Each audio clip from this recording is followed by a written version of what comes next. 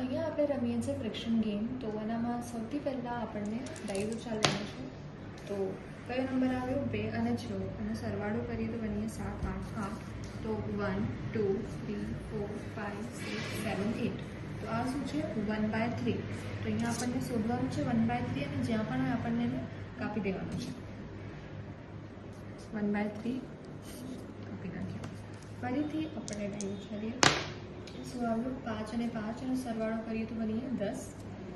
1, 2, 3, 4, 5, 6, 7, 8, 9 અને 10.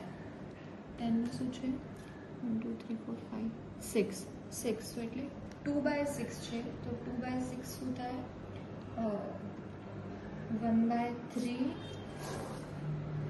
1/3 આ રહ્યો. તો જે પણ આપણો નંબર આવે એને કાપી લેવો.